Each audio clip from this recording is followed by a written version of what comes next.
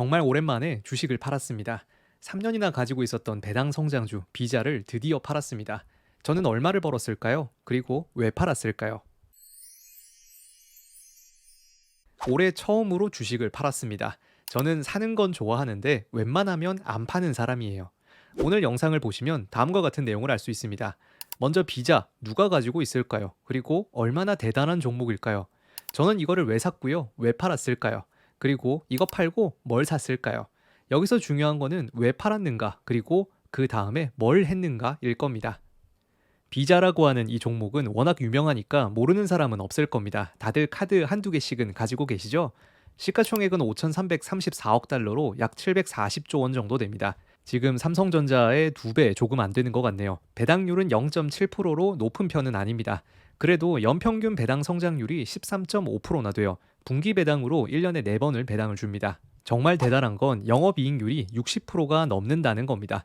매출도 영업이익도 꾸준히 성장하고 있어요. 특별히 문제될 게 없다 보니까 주가도 정말 꾸준히 오르기만 했습니다.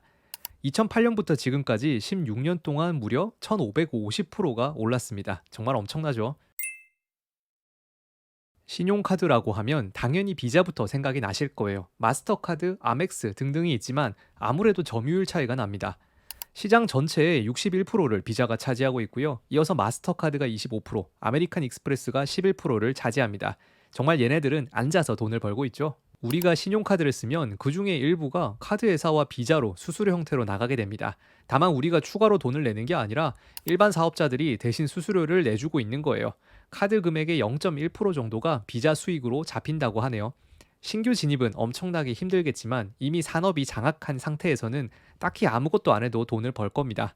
이런 경제적 해자 덕분에 저도 투자를 했었고요. 많은 사람들이 비자를 좋아할 겁니다. 모두가 빅테크를 이야기하고 있는 시점인데 빅테크 7개를 제외하면 비자가 가장 유명한 종목일 겁니다.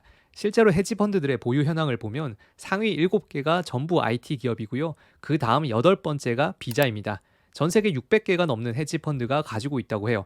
당연히 워렌 버핏도 보유하고 있습니다. 현재 버크셔 해서웨이 전체 포트폴리오의 0.62%를 차지하고 있어요. 전체 비중 중에는 14번째입니다. 가장 최근 거래는 2021년인데 3번 연속으로 팔았었네요. 210에서 230달러 수준에서 매도를 했습니다. 제가 273달러에 팔았으니까 제 수익률이 훨씬 더 높을 것 같은데 버크셔의 매수가는 52달러입니다. 정말로 차이가 크죠? 제가 210달러에 매수를 했으니까 제가 산 것보다 75% 정도 세일해서 산 겁니다. 괜히 워렌 버핏이 아니에요. 그럼 이렇게 좋은 종목을 왜 굳이 팔았을까요? 일단 저는 2021년 11월에 214달러에 25주를 매수를 했습니다. 그리고 24년 6월 26일에 팔았으니까 정확히 969일 가지고 있었어요. 이렇게 보니까 그냥 딱 1000일 정도는 채워볼 걸 조금 아쉬운 생각도 드네요. 지금까지 받은 배당금을 보면 21년 12월부터 이번 6월까지 총 10번의 배당금을 받았습니다. 아무래도 투자금도 크지 않았고요. 배당률도 낮은 편이라서 총 배당금은 93.7달러로 크지는 않습니다. 대략 12만 원 정도 벌었네요. 전체 수익률을 한번 볼까요? 제가 딱 팔기 직전에 캡처를 해봤는데 이렇게 수익률이 나왔습니다. 일단 달러 기준으로는 27% 수익이었는데 환율까지 고려하면 50%가 넘었어요. 어차피 원화로 안 바꾸고 달러 그대로 재투자할 거니까 환율 기준은 의미는 없어 보입니다. 지금까지 받은 배당금 93달러는 매수가 기준으로는 1.3% 수익이었으니까 실제 전체 수익률은 29.3%가 나왔습니다. 사는 가격과 판 가격의 차이가 27.6%, 배당이 1.3%예요. 주식은 파는 게 아니고 사는 겁니다. 정말로 큰일이 없다면 굳이 팔 필요가 없어요. 제가 나무증권에 들어가 보니까 이런 게 나오더라고요. 지금까지 올해 매도 리스트가 단 한 건도 없다고 나왔습니다. 이건 괜히 자랑 한번 해볼게요. 5월 기준으로 총 손익이 전체 상위 0.7%라고 합니다. 정말로 운이 좋았어요. 그래도 제 앞에 18,000명이나 더 있네요. 이렇게까지 장기 투자 좋아하는 사람이 이번에 가장 좋은 종목 중에 하나인 비자를 왜 굳이 팔았을까요? 정확하게는 272.959달러에 팔았는데 운이 좋게도 팔자마자 주가가 떨어졌습니다. 26일에 팔았는데 며칠 사이에 3.5% 정도가 더 하락했어요. 이렇게 타이밍 맞추면은 조금 기분이 좋습니다. 그럼 왜 팔았을까요?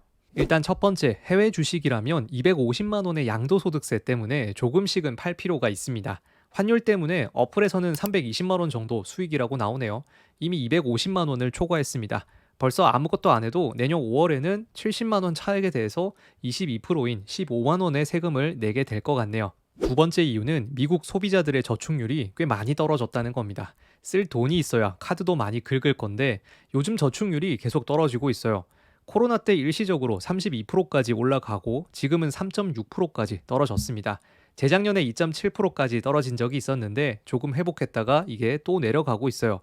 코로나 때 저금해둔 돈을 슬슬 다 썼다는 겁니다. 카드를 그만큼 덜 쓰게 될 거라는 거예요. 실제 통계가 주가에도 일부 반영된 것 같습니다. 비자의 최근 5년간 주가를 보면 2022년 9월 말에 일시적으로 떨어졌어요. 저축률이 최저점을 찍고 두 달 뒤에 실적 발표하면서 반영된 걸로 보입니다. 앞으로 미국 경제가 조금이라도 안 좋아지고 금리가 떨어지게 되면 비자도 어느 정도는 조정을 받지 않을까 싶어서 매도를 했습니다. 물론 미국은 소비의 나라이고요. 앞으로도 계속해서 발전할 겁니다. 미국 소비자 지출 통계를 보면 정말 끝도 없이 늘고 있습니다. 코로나 때 일시적으로 조금 감소했고 계속 증가합니다. 이 비용이 커지면 커질수록 비자의 수익도 늘어날 거예요. 그럼 저는 이걸 판 돈으로 뭘 샀을까요? 저는 한결같습니다. 경제 성장과 함께 비자의 주가가 올라간다면 반대로 경제 후퇴기에는 뭘 사야 할까요? 제가 최근에 투자하고 있는 미국 금리 인하 관련주는 미국의 우선주입니다. TLT 같은 채권도 좋지만 아무래도 저는 확실하게 돈을 버는 걸 더 좋아해요. 배당까지 많이 주니까요. 이 영상을 찍고 있는 게 금요일입니다. 이번에는 모건 스탠리의 MSO라고 하는 걸 샀어요. 원래 300주를 정확하게 맞춰서 사려고 했었는데 1틱 낮춰서 걸어놨다가 아침에 보니까 체결이 68주밖에 안 되었습니다. 오늘 밤에 추가로 나머지 금액을 미국 우선주에 나눠서 투자할 생각입니다. 이렇게 계속해서 우선주의 비중이 올라가고 있습니다. 우선주 관련 내용은 예전에 올려둔 영상 한번 참고 부탁드립니다. 100%, 200%씩 큰 돈은 벌지 못해도 10%에서 20% 사이는 확실하게 벌 수 있다고 생각을 해요. 특히 지금처럼 $20 이하인 종목들이 넘치니까 이걸 계속해서 비중을 늘려갈 생각입니다. 이번에도 비자를 팔면서 일부 우선주를 샀고요. 앞으로도 저는 비슷하게 움직일 것 같습니다. 다만 다시 말하지만 저는 주식을 파는 거는 별로 좋아하지 않습니다. 올해 절반이 지나갈 때가 되었는데 딱 한 번 팔았으니까 연말까지도 크게 매도는 없을 것 같아요. 매수는 조금 더 있을 수 있겠죠. 올해는 계속해서 리얼티인컴, JR글로벌, KB스타리츠 그리고 미국의 우선주를 비슷한 개념으로 투자를 하고 있습니다. 전부 다 금리 인하와 관련되어 있는 종목들이에요. 오늘 내용 한번 정리해 볼까요? 배당주 투자자가 배당 성장주 비자를 팔았습니다.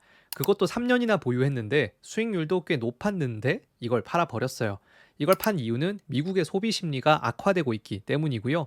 반대로 금리 인하와 관련해서 미국 우선주를 추가 매수했습니다. 나중에 상황이 다시 뒤바뀐다면 또다시 비자를 매수할지도 몰라요. 물론 조금 더 싸게 사고 싶지만 어쩌면 $300 넘어서 사게 될 수도 있겠죠. 그럴 때가 제일 기분이 별로일 겁니다. 주식은 파는 게 아니라 사는 거라는 것도 꼭 기억하셨으면 합니다. 웬만하면 주식은 팔지 말고 계속 가져가면 수익이 날 겁니다. 저도 올해 처음으로 주식을 판 거예요. 지금까지 주식 쇼퍼였고요. 영상이 마음에 드셨으면 구독과 좋아요, 알림 설정까지 꼭 부탁드립니다. 그럼 이번 주에도 즐거운 쇼핑 시간 되시길 바라면서 다음 이 시간에 또 뵙겠습니다. 감사합니다.